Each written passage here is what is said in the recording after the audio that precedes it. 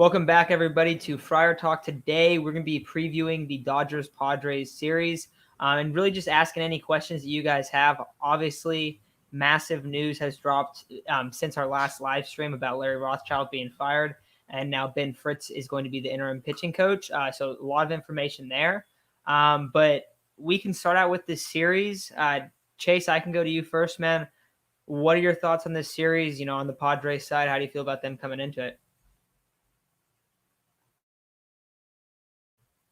You're muted. Yeah. Today, I'm not that excited about today. You expect to have Darvish, but it seems he was slowly going to make his way back for the Dodgers series, especially that first game, because you didn't really have anybody slated to pitch today. And you're really hoping it's not a bullpen day. And then, was it around noon to 2 o'clock, you get that notification. Pierce Johnson is slated to start today, and you're like, well, it's a bullpen day, and now we are going to try to force our starters to go 6 innings against the Dodgers, who have frankly been killing it. And you're not starting off the series strong with the bullpen day. You're just setting yourself up for failure, in my opinion. Yeah, I think we were talking about it in our chat. I asked who's going to start on Tuesday, and going into it, it definitely looked like Darvish had a chance, but I had always thought he's going to get his start against Max Scherzer. Blake Snell's going to get his start against Walker Buehler, and I think that's hopefully coming to fruition. Darvish threw another bullpen today, and they said he's looked good, so I think he's got a good possibility to throw Thursday. Quite frankly, don't know why we're going into today with the bullpen day, though.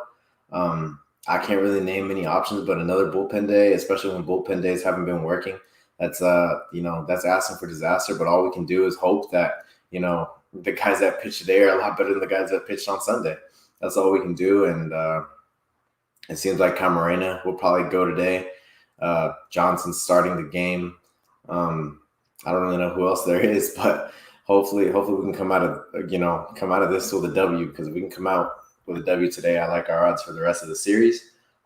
Is it going to be tough? It's going to be tough, yes, but also last time we faced Urias, we put up, I think, 4 or 5 runs on him and then a couple on their bullpen. So, the key to this series is going to be get to all their starting pitchers early, because their bullpen, you talk to Dodger fans, their bullpen, they know their bullpen isn't very good.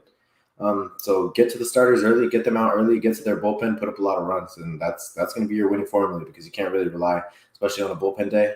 You got to put up a lot on the scoreboard.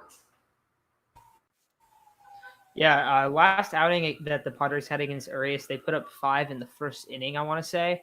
So they obviously did really well that time. I think Machado had like a 3-run home run or something in the first inning, and they went on to win that game.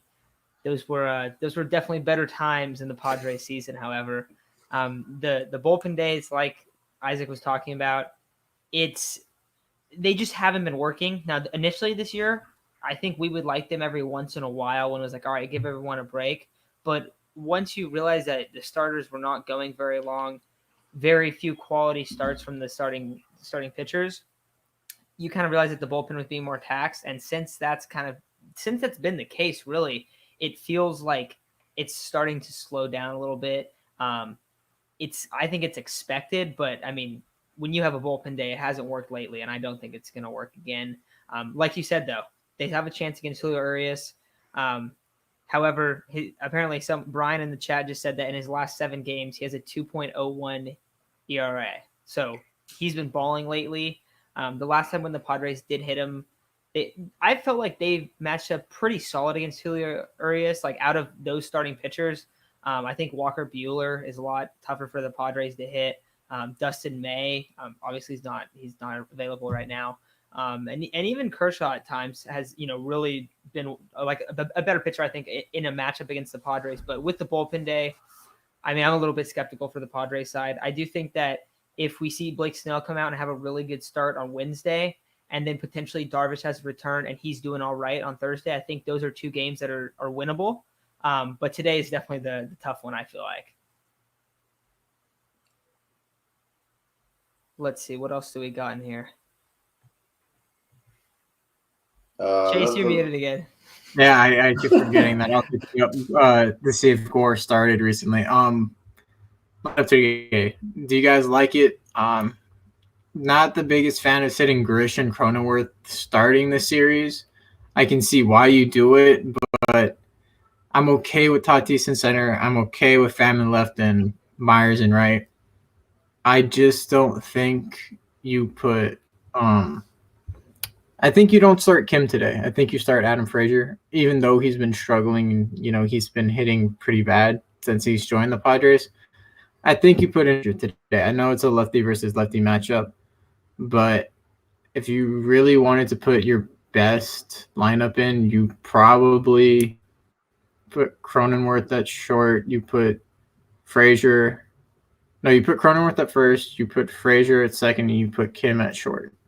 You take Hosmer out of the lineup because, frankly, I think Urias is going to dominate him tonight. I think he's going to be a liability.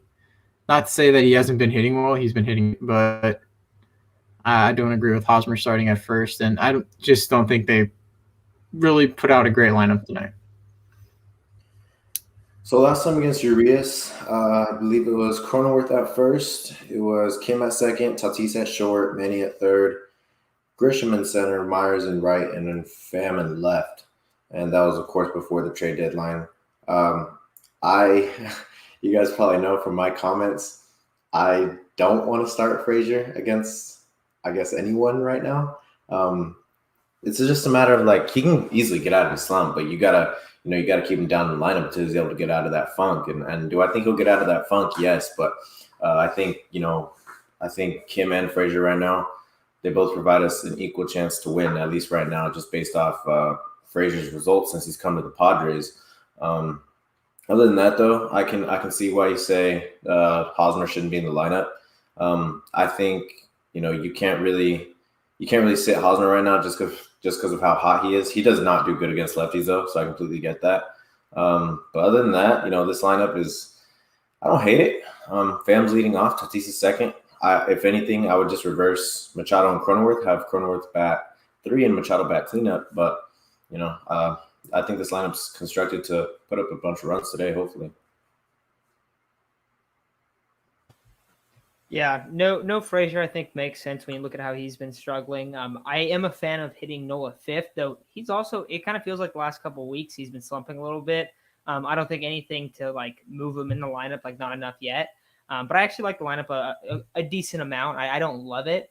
I think, I don't know. I mean, I don't think it's terrible. When you don't have Grisham in it, I think you lose a lot. I think that's why it doesn't look that great. But having Grisham out, I do like how they kind of structured this one. I know some people don't love having Tatis hit 2. I think Tatis hitting 2 is a pretty good spot. I mean, I've talked about it before, but I think that if Pham's in the lineup, I think he has to hit leadoff. And I think that Machado 3, Cronenworth 4, I would probably flip-flop them, but we've seen them rolling with Machado 3 and Cronenworth at 4 for quite a while now. So going to be interesting there. How's Tatis been doing since he came back from injury? Also, real quick, anything else you guys want to add on the series, and then we can kind of start answering some questions. Do you guys have anything else you want to add? If Chase doesn't have anything, I'll add something. Good. I mean, obviously, Padres have been down in the dumps lately. One of the coldest teams since the beginning of July, really ever since we swept the Dodgers. We've been one of the coldest teams in baseball, the 6th worst team in the NL. This needs to be a turnaround. The Reds, last time I checked, were winning 3-1, and there's potential that we could fall 3 or 4 games back if we're not able to come through this series. So this team's got to pull through. This lineup's got to put up a bunch of runs, and this bullpen's gonna have to come together for at least this game, because this is going to be a dogfight if this bullpen's able to keep together. All right, sweet. Well, let's get into some questions. I mean, I think you're definitely right on there too, Isaac. This is a team that's really struggling right now. Even just a series win against the Dodgers would be a huge morale boost. But the Dodgers are playing really good baseball. I think they're in a really tough spot. And we've talked about this many times, but have a couple questions. First off, how has Tatis been doing since he came back from injury? Had a really hot start and hasn't really hit that great since then. Hopefully, I mean, we've seen how he hits at home and hits it, especially against the Dodgers as well. It seems like when the lights are on at the brightest like point, he's the guy that really goes out there and does well. So hopefully that's the case in this series. Because I mean, we've seen he's the complete spark plug for this team. Also, I don't know if you guys saw anything about this, but Cobra brought up, Tatis won't start for the first month of next year when he gets surgery. I didn't know that was necessarily like a concrete thing. I thought it was that there's a chance it might take a month into the year until he recovers. Do you guys know anything on that? I haven't seen anything on that. Out from what I've heard, it was Tatis might miss the first month of the season. That's what I've heard too. I've seen up to 2 or 3 months. I don't think that'll be the case, but I think first month is definitely a possibility. Yeah, that's what I think as well. Got another comment here from Daniel. And also, guys, feel free to ask any questions you have about, the team. We've got a lot of stuff that just happened recently. But Profar deserves a start at first versus lefties. I have no problem with this. Frazier's not necessarily the best guy to hit against lefties either. So I think I think that there's no issue with putting Profar at first. I mean, he hits really well against lefties. At least better than Hosmer has, especially, and we've talked about this before, if they're going against a lefty that throws a good curveball, Hosmer really struggles against those guys, so you can take him out of the lineup. I don't really know what exact pitchers Frazier is going to be struggling against right now. I mean, he's slumping, but typically, I just haven't seen enough of him yet. But what do you guys think about Profar at first against lefties? I 100% agree with it. Especially one, he's a switch hitter, so even if they pull out another guy, he's always going to have a slight advantage. He has really good plate discipline. He's really good at working the count. I think he's led the team last year in pitches seen per at bat. That's one thing the Padres need desperately right now. They can't keep going up there 1, 2, 3, maybe 4 pitches, and they're out. The opponent's starters keep going 5 to 7 innings each time because they have such a low pitch count. Most of the time, they only go 7 innings because they don't either want to stretch him out or, hey, this guy got injured or he had a cramp or something against the Padres, but he may have been able to go the entire way.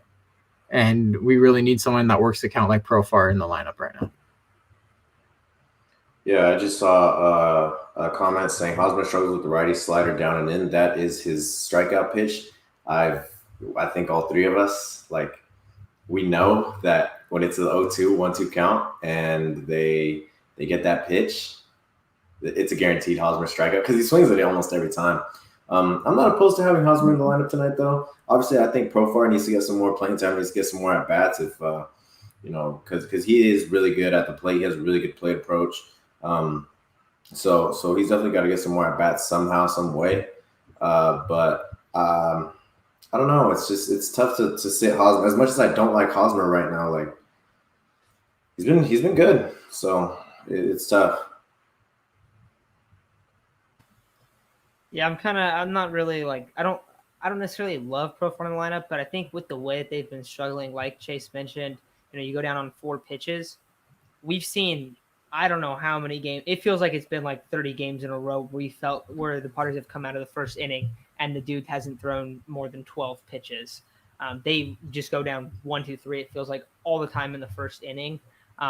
So that's really just not even allowing pitchers to have high pitch counts deep into games. I think that's been one of the things that has been one of the biggest issues. So Profar is a guy that can bring that to the table. Another couple questions. Any word on when Chris Paddock is coming back? It sounds like 2 weeks around that is the goal. I saw that he was throwing. I think was it a bullpen session the other day? Yeah, on Monday. Okay, yeah. So he should be back pretty soon. Frazier still leads the league in hits. That is crazy because he hasn't even been playing every day either, since he's been in San Diego. And I'm assuming that's the NL, but that's still very impressive because he must have been far ahead. Okay, big question. We haven't really discussed this, and we've talked a lot about, the firing of Larry Rothschild. So I'll let you start with this one, Isaac. Do you think we need to fire Jace Tingler? right now. We're going to also, real quick, everyone, we're going to do a lot on all of the coaching, all of the player development staff and stuff like that in the offseason. So go ahead, though. It all depends, It all depends. If we don't make the playoffs, he's gone. I think he should be gone if we don't make the playoffs. Larry Rothschild was the obvious, and rightly so. He was the obvious scapegoat. Like, no ands, ifs, or buts about it. He was the obvious scapegoat, and for good reason.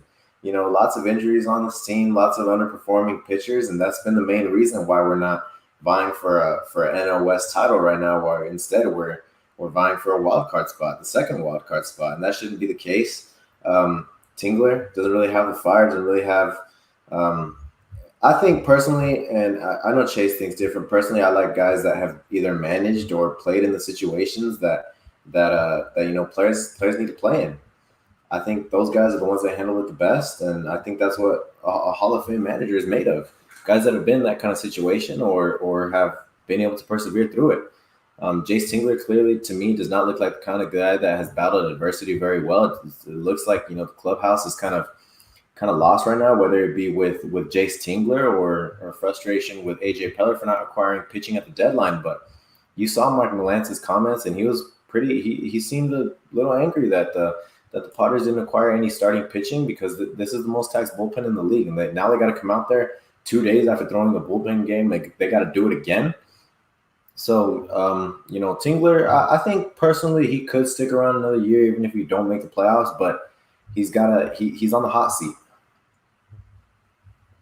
He's definitely on the hot seat. Like, there are managers you can see when they go and get tossed out from a game, they light up the clubhouse and all the back boom.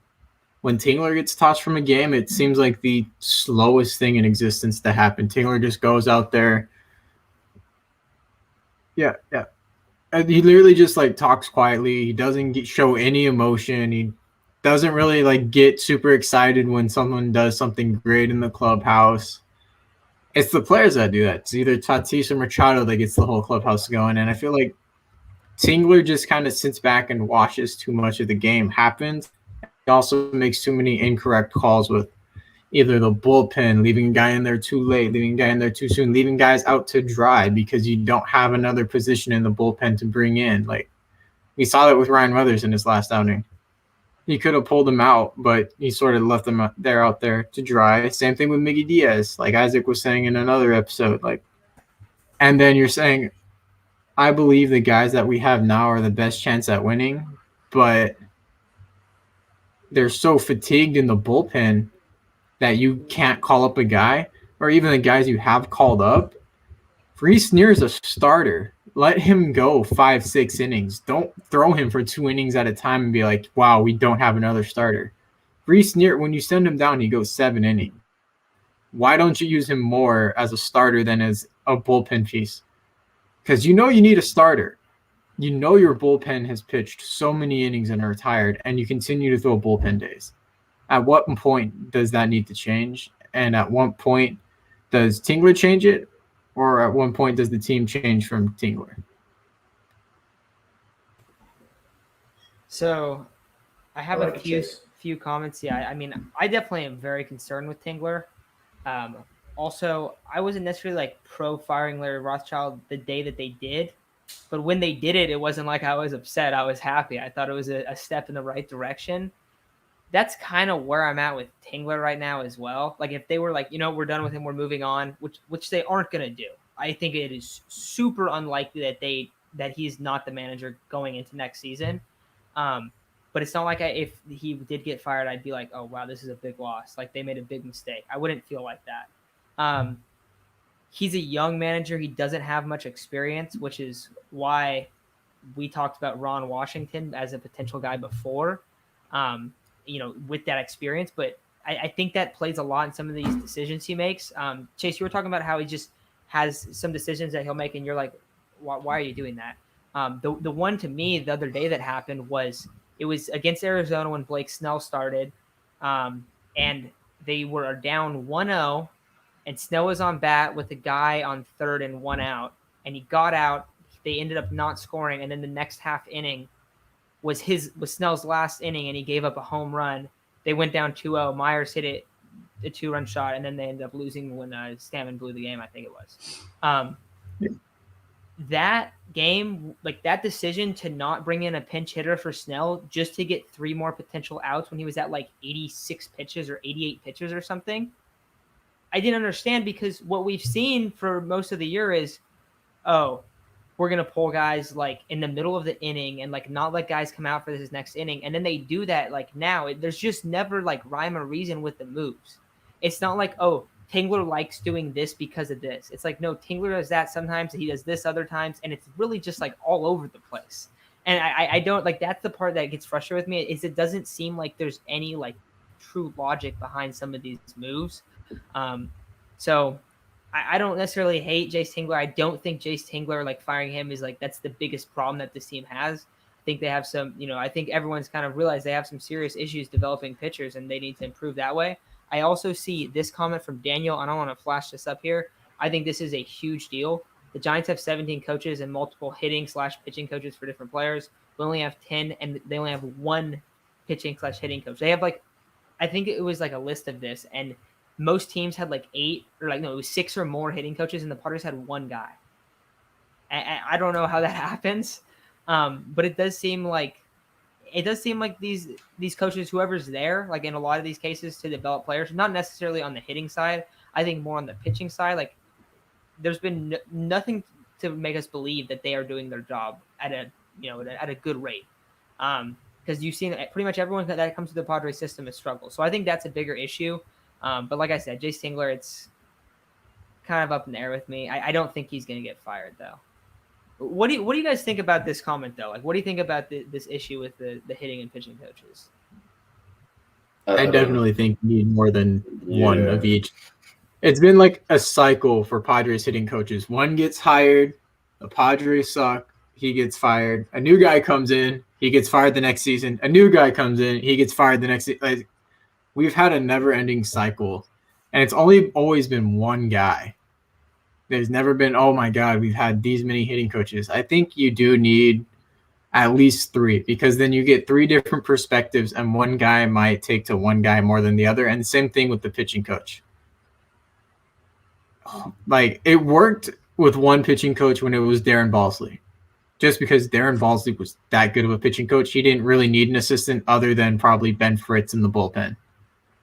But with Larry Rothschild and how many of the guys struggled under him, yeah, you definitely need more than one pitching coach that has a different opinion than him, and maybe actually goes out and talk to the players.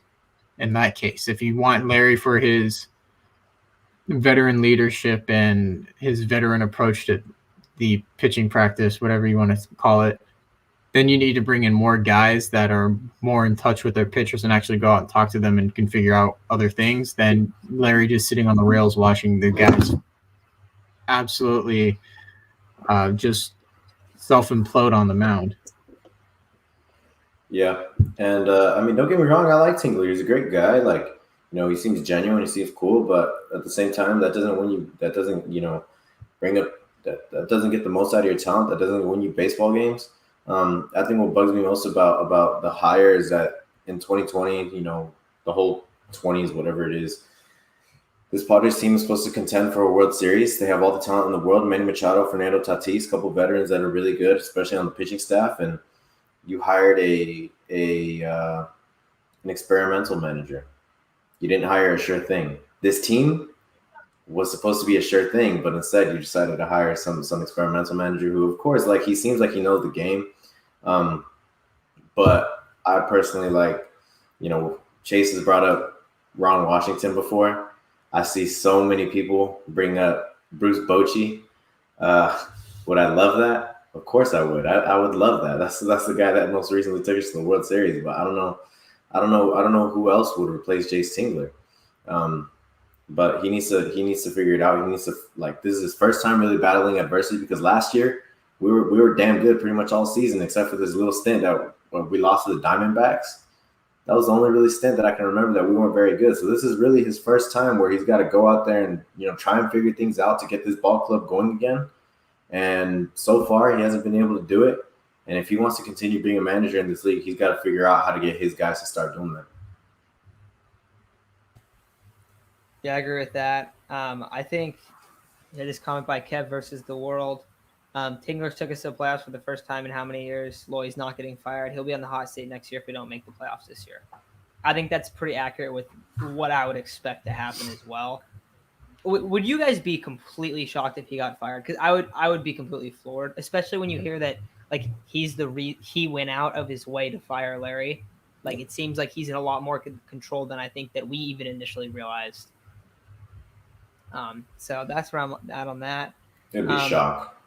Yeah, I think so. It would totally be a shocker.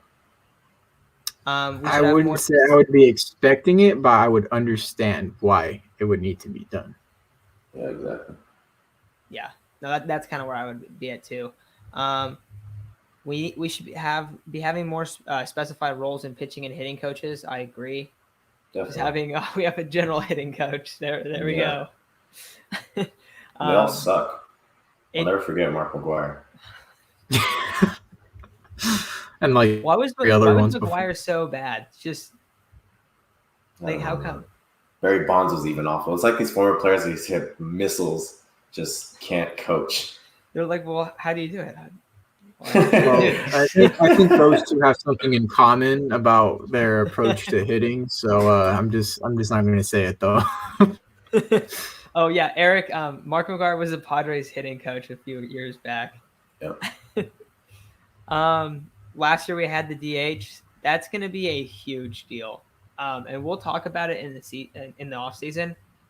I think that if they brought the DH, the Padres might be one of the teams that would benefit most, not just because they have horrendous hitting pitchers, but they also have hitting pitchers that have no ability to bunt. God. And for some reason, does it not feel like opposing pitchers hit like 400 against the Padres staff? Like it feels like they get absolutely torched by the 9 spot, both offensively and then when they're pitching as well. Dude, at the Diamondbacks game, I was more afraid of Madison Garner than anyone else on the team. Every time he came up to bat, I'm like, oh my God, this guy's going to hit an absolute nuke out the center. I'm just going to have to watch it because I'm in person. Every time he came up to the plate, I'm just like, please don't. Please don't. And it seemed like every other time the pitchers came up, they're hitting ropes to the outfield. It's not like a soft fly ball. It's like ropes. And I don't mean to be disrespectful right now, but Darvish gets demolished by opposing pitchers. Correct me if I'm wrong. No, it's bad. He does. It's bad. Now, he did have that one game where he had the 2 exit velocities. Wasn't it 2 of them over 100? Yeah. That was amazing. And it was best because it was like his 3rd start, I think, or 4th start, something like that. Oh, that was hilarious. Let's see what else we got here. McGwire, all he knew about hitting was needles. That's the one thing they had in common. Oh, Chase, you love this. I love this question. I am all for moving the pitchers to the 8th spot. That is my favorite thing to do. I like having a double leadoff at 9-1. Sure, you may get into more situations where the pitcher is hitting in a place where there might be more runners on base. But at the same time, if it's like the 5th inning when that happens, pull out a guy, you go to the bullpen, but now you have 2 solid hitters. You put probably your second best contact hitter at the 9 spot. You move your pitcher up to 8. You have 2 leadoff guys. And then it just kind of puts Tatis, when it's at the bottom of the lineup, he's now hitting 3 instead of 2, or if not 4 if he's hitting 3. And it gets him more opportunities to get RBIs. I'm all for pitchers in the 8th spot. Damn, I never thought of it that way. That was really good. That makes a lot of sense, though. I've always liked, of course, I love the concept of a second leadoff. I think, growing up, I don't think many coaches implemented it growing up. They always had their best hitters batting 3, 4, 5, 6, whatever it is. But I've always loved the idea of having somebody down in the 9th spot that's just going to get in scoring position for the rest of the guys. Going back to the question that was asked earlier about Jace Tingler, AJ Preller was interviewed by Marty Caswell today. Basically said that Jace Tingler probably isn't going anywhere. He thinks that, and I think maybe that was a little obvious, unfortunately, when he apparently gave Tingler permission to fire Rothschild all on his own. I guess he just has that much faith in him, and it's probably because he's from the Rangers and he loves people from the Rangers. But regarding that whole lineup thing, Chase, I now I think about it, I like that. Pitcher batting eighth, I'm not opposed to it. It just sucks when you're 9 hitters up and that Tommy Pham or Tatis, Cronenworth, Machado, they're not going to get a guy to get on because, I mean, Darvish, I haven't seen that dude. Well, he hasn't played in a while, but I feel like he hasn't gotten a hit since June. Musgrove probably hasn't gotten a hit. I don't even know since the beginning last time. Of the season. That's what I'm thinking too. I'm trying to remember. I can't remember. I don't remember Snell either, but yeah. Alrighty, so a couple last things here, and then we'll take off. How many innings do we think Johnson's going to last? 1. That's what I think. What do you guys think? 2 I max. say 1. I say 1. He starts the second inning, either walks 1 or 2 batters, and then he gets pulled. Yeah. Also got, let's see. They should call up Abrams next year. Someone else said Campy too. They should call up Abrams, Campy, and Hassel next year. That's who they should call up next year, in my opinion. Gore. They should, and I know this might hurt Chase, but they should probably move on from both Myers and Hosmer if they possibly can. Try to shed some Myers salary. would be great in that DH role. I will stick to having Myers on the team in any way possible. I'm excited for the younger group of guys that are going to get called up, and I think those are the first 3 that potentially could all be very special players. So I'm ready for all of them. I also think there's a lot bigger chance than I think most people think that Abrams could potentially be like the opening day shortstop and have Tatis play right field next year again, which I didn't initially think, but I've kind of been coming around to a little bit. But do you guys think they should call up those 3 guys? I probably start off with Hassel in Double-A for a little bit next year. Yeah. And see how he adjusts there. If he doesn't get moved up to Double-A this year, it doesn't seem like they're going to move him up. But if he does move to Double-A soon, then I'm all for it. But if not, I'd rather see him in Double-A and get a little bit more, everyday at bats. See how he does against some better pitching. And then I'm like halfway through the season, if he's absolutely tearing the cover off the ball, bring him up on the squad. Yeah, I would personally give Hassel some time in Double-A, if not all year in Double-A, depending on how good he does. Abrams is the obvious guy that needs to be called up. I think, you get him a lot of spring training action. You have Fernando sit out basically all the spring training to get his shoulder right. You give Abrams all of that playing time to get back into the groove of things, get a lot of at-bats, get back into, game speed, game action.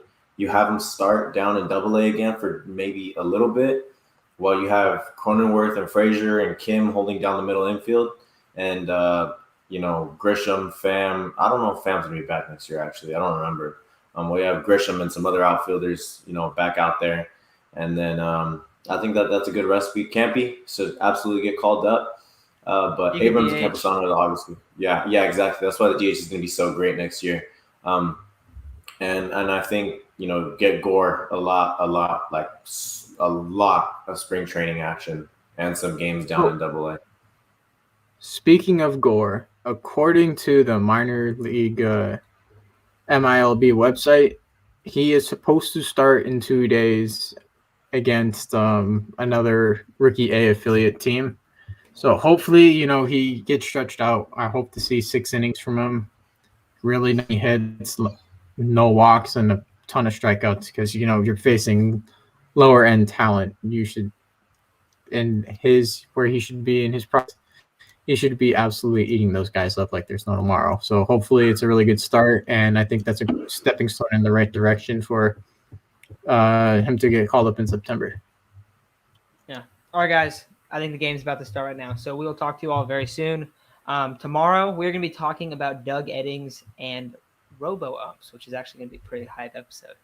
So yeah, we'll post that tomorrow. We'll go live. I think it's Friday, something like that. So yeah, we'll talk to you guys soon, but we'll have that video up tomorrow. All right. See you guys later.